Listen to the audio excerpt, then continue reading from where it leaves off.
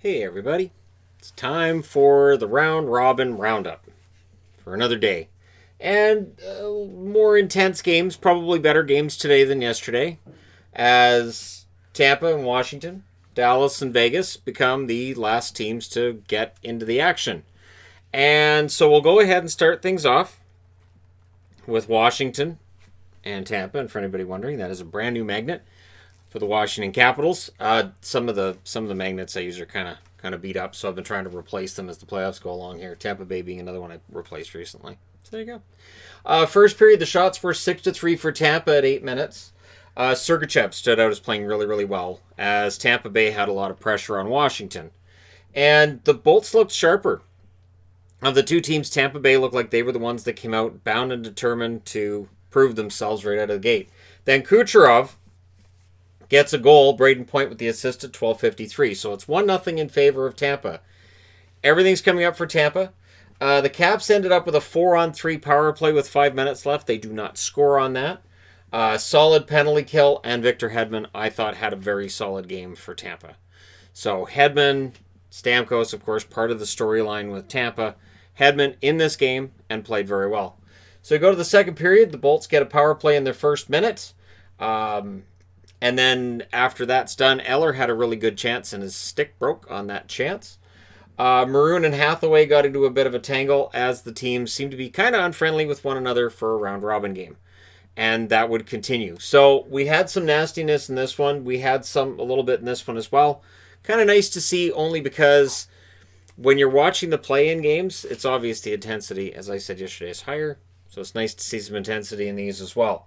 Puck control did favor Tampa right up until Mitchell Stevens scores his first postseason goal from Hedman at 7:48. If you don't like me calling it postseason, by all means, email Gary Bettman as soon as possible, because that's what the NHL is officially calling it, even in the round robin. Tampa Bay was outplaying the Caps so far. It felt like the Bruins and the Flyers, where the Bruins were just kind of skating around, kind of indifferent, just trying to get through the game and not get hurt. And that changed. Now, Vasi was very good when the Capitals got their chances. Oshie and Gourde then had a fight, and the Oshie-Gourde fight seemed to wake both teams up. It seemed to get them really into things.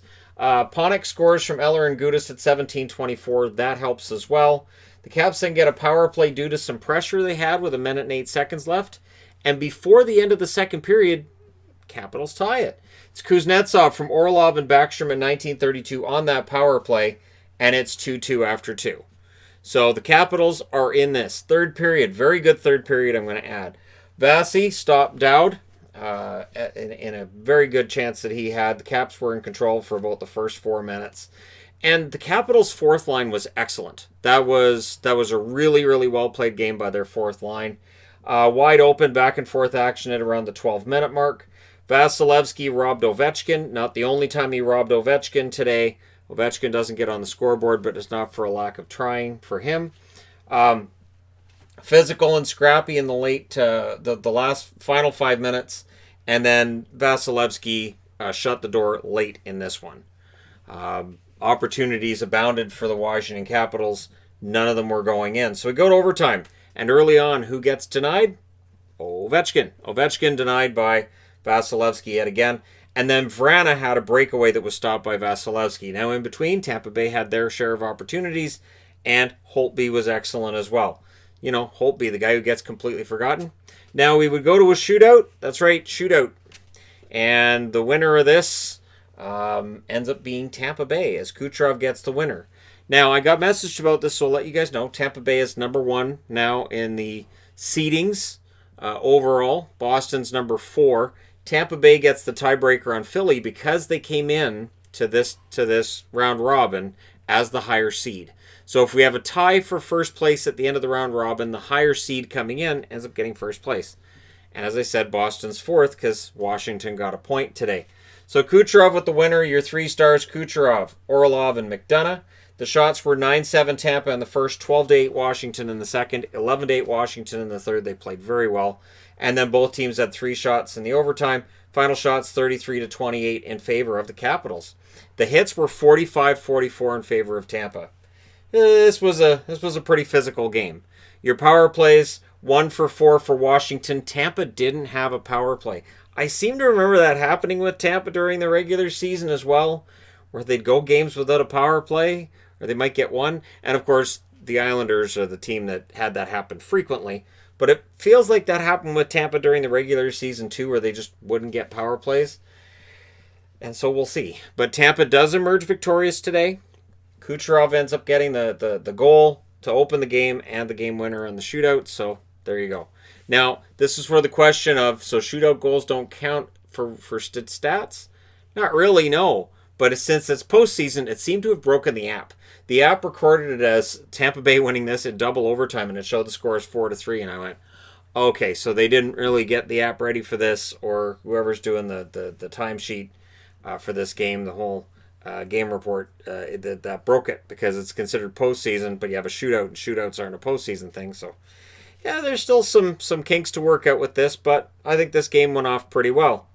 Next up, this game was a microcosm of the season that Dallas had. And it's day 146 since I've seen a team that I cheer for win a game.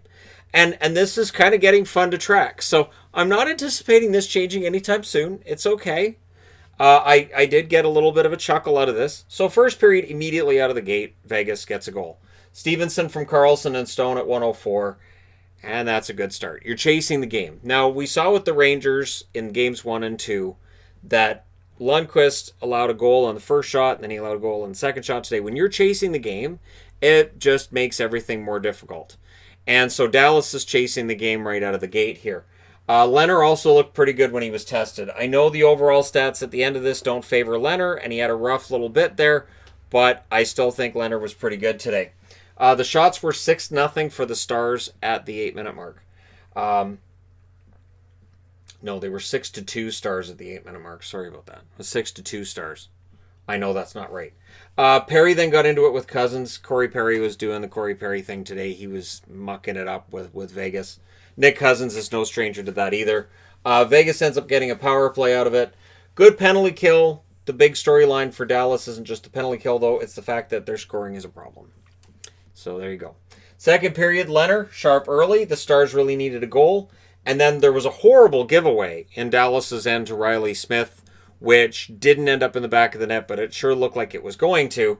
And I wanted to say, and I wanted to put it up here, I think Leonard deserves to be the starter for Vegas.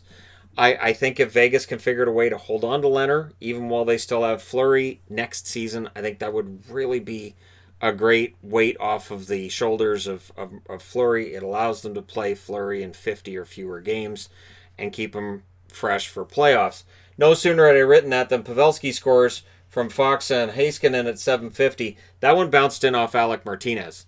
So we have seen so many weird deflection goals throughout since the restart. Why stop now? So Dallas gets one, and then Alexiak scored 42 seconds later from Como and Heiskanen. That's the second goal in Alexiak's playoff career, first one being with Pittsburgh. This is his first as a member of Dallas. And it was bar down, and it was on a screen by Foxa. So people are going to look at that stat line, and they're going to go, man, Leonard really fell apart, didn't he? Well, yeah, one went in off his defenseman, and the other one Foxa was blanketed on. There's no way he saw that puck. Power play then for the Stars. Dallas was in control, and Corey Perry in front of the net would get a goal from Heiskanen and Hintz at 12:42. And if you're following along at home, that's 3 assists for Miro Heiskanen today. Kind of nice to see that as a Dallas fan. But this really encapsulates Vegas or Dallas's season. They're down 1-0 against Vegas. They score 3 goals in 5 minutes. And then it kind of stops. So Vegas pushed back trying to answer. Dallas got one that was 65% over the goal line, but you have to be 100% over, so no goal. It stopped on the goal line. A large portion of the puck was over the goal line, but not enough. So the replay, they looked at on the replay, was pretty obvious that it wasn't in. So we go to the third period. Bishop was solid early, and they were talking about, well, Dallas is pretty good at nailing things down in the third, and I thought, yeah, okay, don't keep saying that. Vegas was line shuffling. So some good line shuffling going on for Vegas in this game. And they got some pressure at around the 3:30 mark, and they would keep that up. And then at 9:46, it's Stone scoring from Cousins and Whitecloud. So that makes it a 1-goal game. And Vegas had been the better team in the third. All Dallas has to do is just lock it down, make it nice and boring, a nice Dallas third period. Nope. Schmidt scores from Smith at 11:15 because Dallas kept getting forced into turnovers by Vegas. Very good game plan by Vegas. Make him turn the puck over. Can't fault that. And now it's a tie game. Then there was a goal called back for goalie interference. And it was a goal by Carrier. And I thought, yeah, goalie interference. And then they looked on the replay and I thought, well, maybe he had a chance to reset. Maybe they can argue the Dallas defender pushes Carrier into Bishop, which knocked Bishop's stick out of his hand.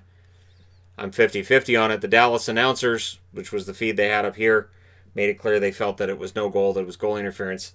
And then Carrier, it was announced that goal would count from Schmidt and Reeves at 14:48, and I was fine with that.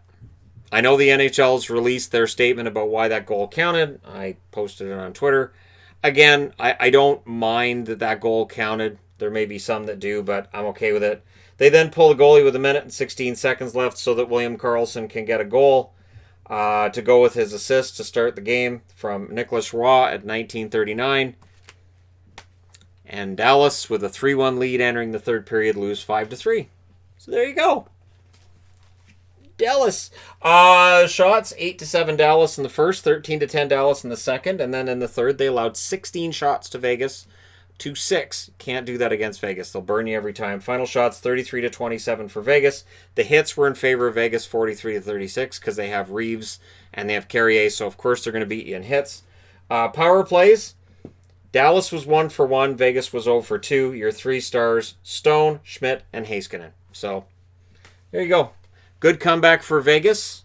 They are now the number 2 seed in the West because Colorado came in as the higher seed.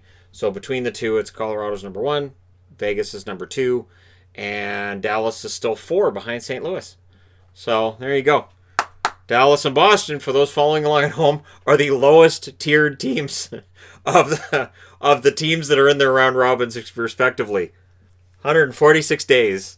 I look forward to this counter if they don't win anything throughout playoffs, and I'm counting right into next season. We'll see. Thank you guys so much for watching, for all your support. Let me know what you guys thought of these games in the comment section below.